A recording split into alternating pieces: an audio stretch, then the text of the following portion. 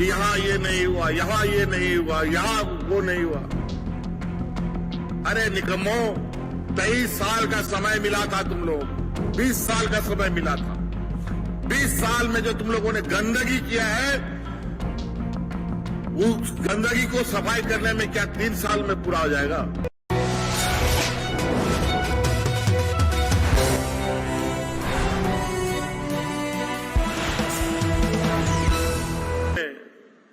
अपना संदेश देते हैं। कोई पारा शिक्षक का बेटा, कोई किसान का बेटा, कोई मजदूर का बेटा, उन लोगों ने जेपीएस से निकाला है और आज बीडीओसी और कलेक्टर बनकर के हमारे बीच में गरीबों के सेवा में। यह स्थिति है। और ये लोग बोलते हैं घोटाला करता है। गलती से हमारे परिवार, हमारे बच्चों ने जेपीएस से निकाल लिया,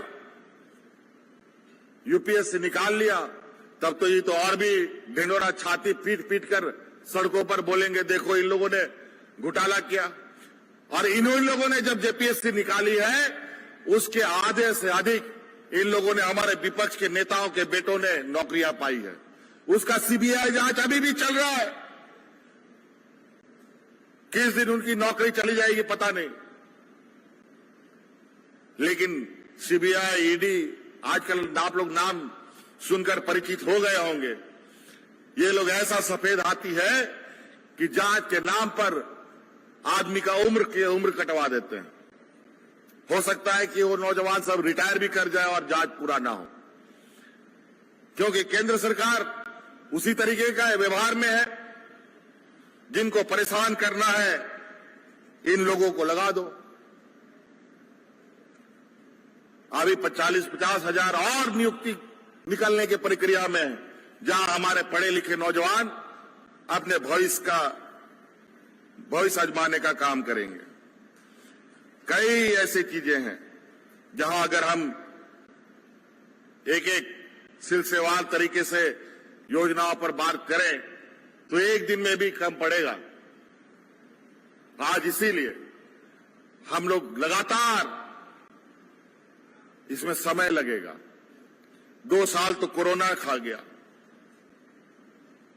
और जिस दिन से हम सरकार बनाए, कोरोना तो दुर्भाग्य की बात है। गरीब गुरुवालों को जीवन भर बहुत तकलीफ होता है, हमेशा उसके लिए चुनौती बना रहता है। वही हाल सरकार का भी हो गया है, क्योंकि ये सरकार आपकी सरकार है। गरीब गुरुआ, आदिवासी, दलित, पिछड़ों की सरकार है। हमारे विपक्ष के सहयोगी है, जिनको आज इस मंच में होना चाहिए था, आज इस मंच से बाहर एक नया, बगल से एक नया रास्ता में चल रहे हैं, और नए नए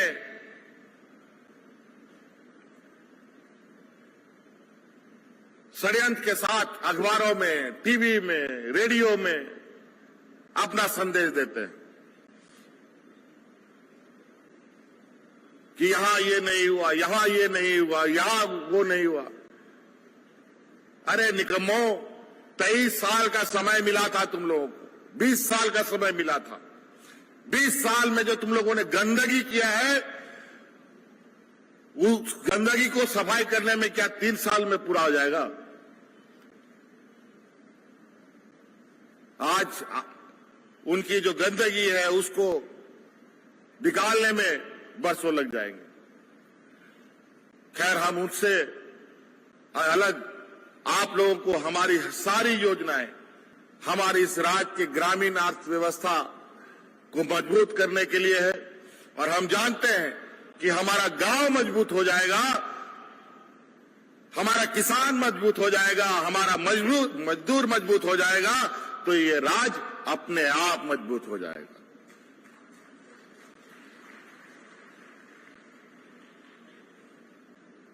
कोई पेड़ हरा पेड़ ला करके गाड़ देने से हरियाली चंद दिनों में मर जाएगा, जब तक जड़ को आप मजबूत नहीं करेंगे। तो हमारा जड़ इस राज्य का गांव में है, किसानों में है, मजदूरों में है, नौजवानों में है। आज हमारे उन जड़ों को मजबूत करना है। आज इसीलिए हर एक योजना आपकी सामाजिक सुरक्षा से लेकर आपके विकास को लेकर,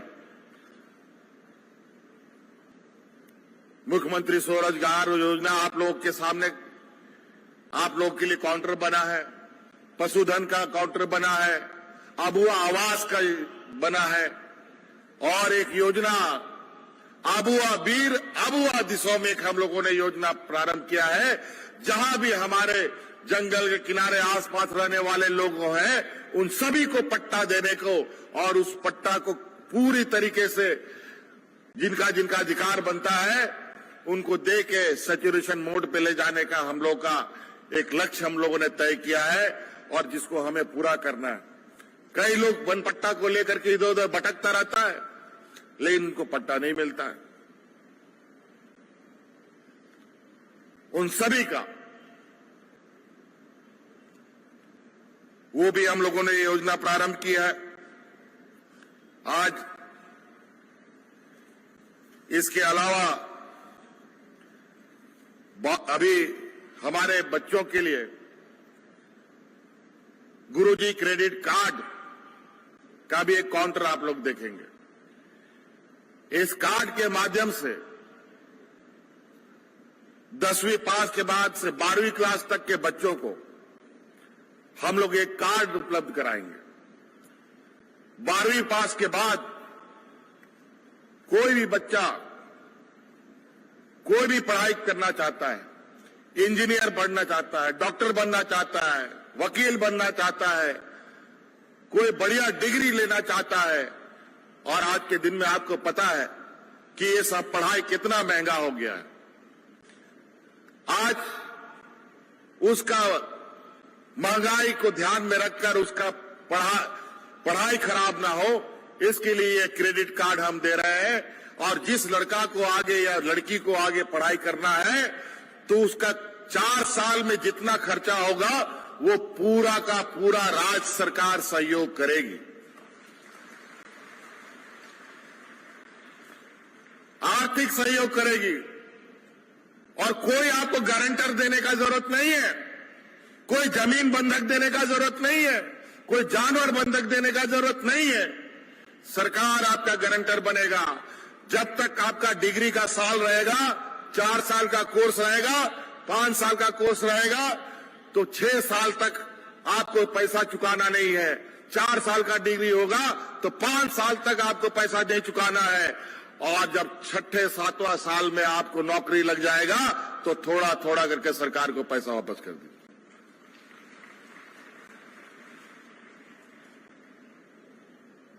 अब दिक्कत कहां है पढ़ाई में, बताओ क्या दिक्कत आएगा, हमें बताओ।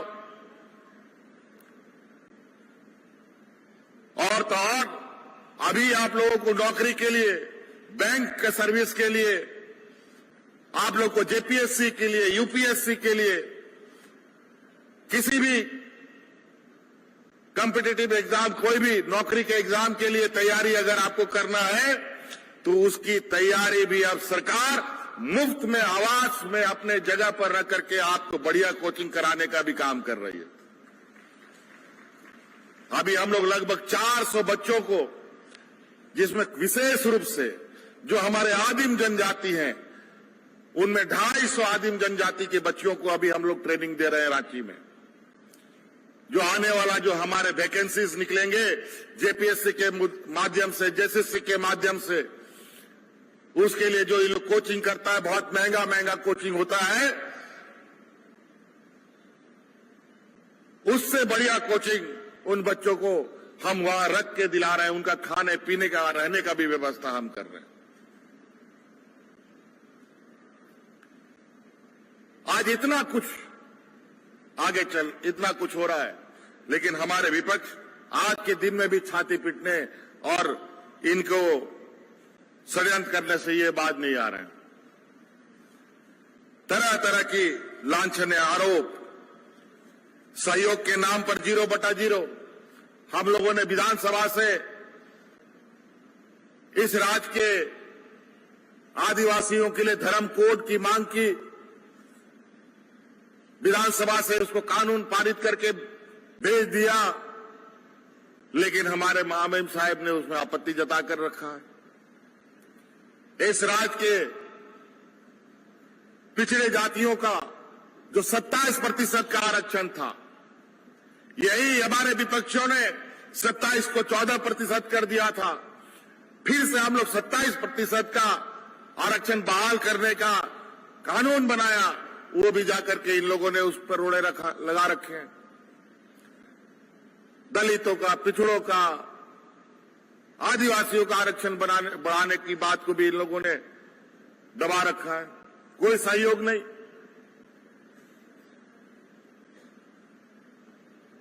कहीं से भी नहीं।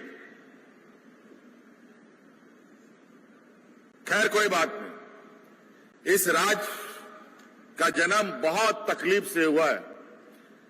यहां के आदिवासी मूलवासियों की शहादत किसी से छुपा नहीं है। इस राज्य का पूरब से पश्चिम, उत्तर से दक्षिण तक हर कोने में हमारे वीर शहीदों का कहीं न कहीं आप मूर्ति जरूर देखेंगे। और यहां के हक अधिकार, यहां के जल जंगल जमीन, यहां के मूलवासी आदिवासी की लड़ाई के लिए उन लोगों ने अपनी जान की कुर्बानी दी। इसका मतलब इस राज्य पर लोगों का गिद्ध नजर है। खनिज संपदा से भरा हुआ राज्य, बड़े बड़े व्यापारी इनको लूटने में लगे और यहां के लोगों को मजबूत बनाने इनका उद्देश्य नहीं है। अगर यहां का नौजवान पढ़ा लिखा हो जाएगा, यहां का नौजवान आर्थिक रूप से, सामाजिक रूप से, शैक्षणिक रूप से मजबूत होगा तो अपने अधिकार की लड़ाई लड़ेगा। इसीलिए ये लोग हम लोगों को कमजोर बना के रखता है। लेकिन अब वो दिन दूर नहीं। अब 40 साल लग गया हमारे पूर्वजों को लड़ते लड़ते इस राज्य को पाने में, और इस सरकार को भी पाने में हम लोगों को 20 साल लग गया।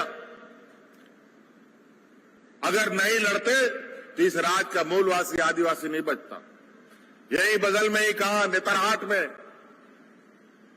30 साल की 50 साल से फायरिंग रेंज चल रहा था।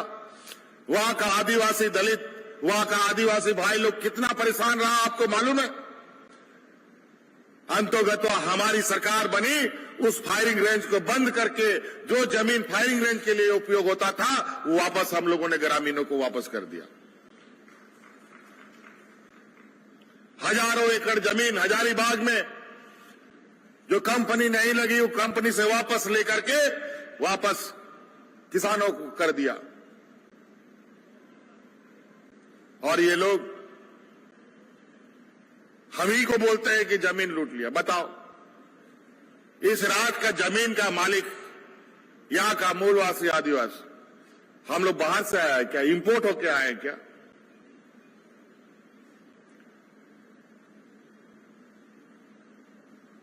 समझ में नहीं आता है कि इन लोगों को अच्छा काम करने वाले और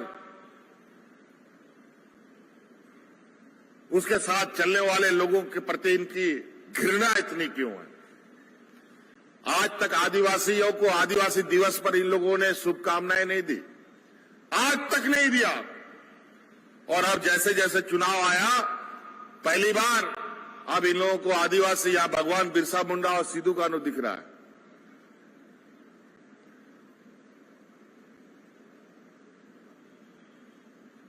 इससे पहले कभी नहीं दिखा इन लोगों को।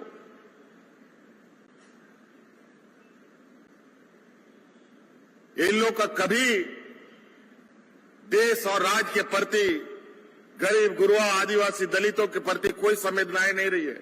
ये लोग व्यापारियों की जमात है। ये लोग ऐसा व्यापारी है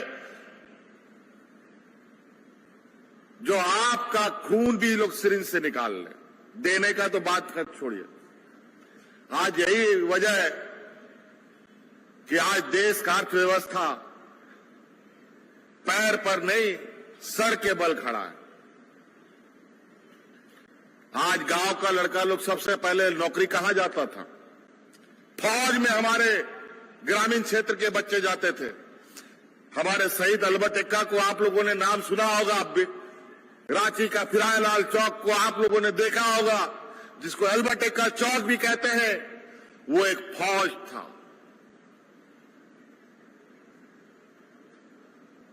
सबसे अधिक देश में ग्रामीण क्षेत्र के बच्चे फौज में जाते थे, और थोड़ा बहुत पढ़ाई कर लिया तो वो बच्चा लोग रेलवे में नौकरी करने जाता था। थोड़ा उससे अच्छा पढ़ लिया तो बैंकों में नौकरी करने जाता था। लेकिन अभी फौज की नौकरियां बंद। अब अग्निवीर आ गया, मात्र 4 साल के लिए फौज में नौकरी मिलेगा, उसके बाद फिर सड़क में आ जाओ।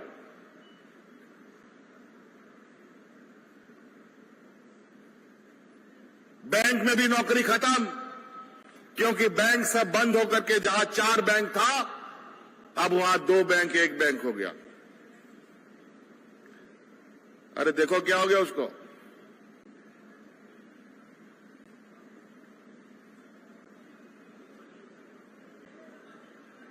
और थोड़ा बीमार हो गया, पानी पिलाओ। कोई दिक्कत नहीं। तो यही स्थिति है। बैंक में नौकरी खत्म, रेल सब बिक गया लगभग। अब बुलेट ट्रेन चल रहा है। अब बुलेट ट्रेन में कितना आदमी चढ़ेगा? वो आए दिन आदमी तो चढ़ता नहीं, लेकिन गाय बैल के ऊपर जरूर चढ़ जाता है। ये हालत है। एक ट्रेन पहले 17 बोगी 18 बोगी का होता था, 7 बोगी का बुलेट ट्रेन आजकल आपको एक नया ये दिखेगा। पुराना ट्रेन कोई रंग रूंग करके,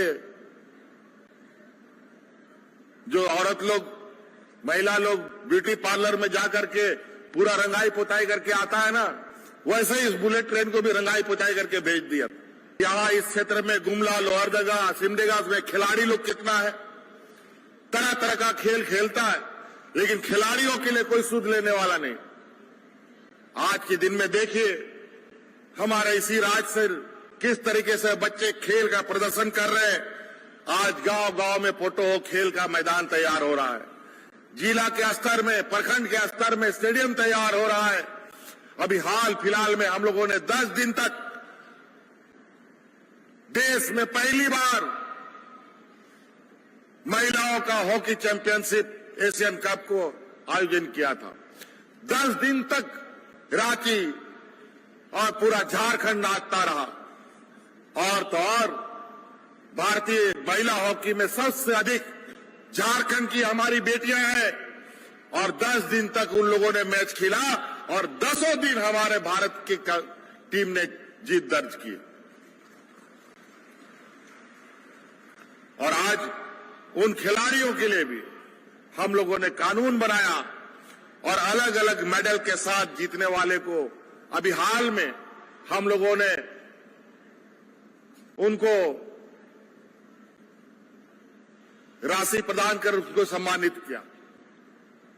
ये तो सामान्य खिलाड़ी है, लेकिन गरीब है। इसके साथ साथ विकलांग खिलाड़ी लोग भी हमारे काफी हुनरमंद यहां पर है, उनके लिए भी हम लोगों ने कानून बनाया, और आज उनको सहायता राशि के साथ साथ सरकार में नियुक्ति का भी प्रावधान हमने किया है। तो अलग अलग रास्ते से हम लोगों ने अपने लोगों को, अपने नौजवानों को, किसानों को, ग्रामीणों को, यहां के मूलवासी आदिवासियों को बढ़ने का मौका दिया है। आप इन शिविरों में जाएं, और इस बार जो शिविर लग रहा है, ये साधारण शिविर नहीं है। आप जो दरखास्त देंगे, इस दरखास्त का पूरा जानकारी आप अपने मोबाइल के माध्यम से भी ले सकते हैं। आपका दरखास्त कहां कहां गया है, कहां फंस गया है, कौन काम कर रहा है, कौन काम नहीं कर रहा है, इसका जानकारी भी आपको भी मिलेगा और हमको भी मिलेगा। जो आप दरखास्त देंगे वो निश्चित रूप से इस समस्या का हम लोग समाधान करेंगे। अलग अलग तरीकों से अभी ग्रामीण क्षेत्र की सड़कों को लेकर आए दिन कभी ये टूटा फूटा, ये रास्ता नहीं बना, वो रास्ता नहीं बना। ये तो तब होते ना जब कोई चिंता होता।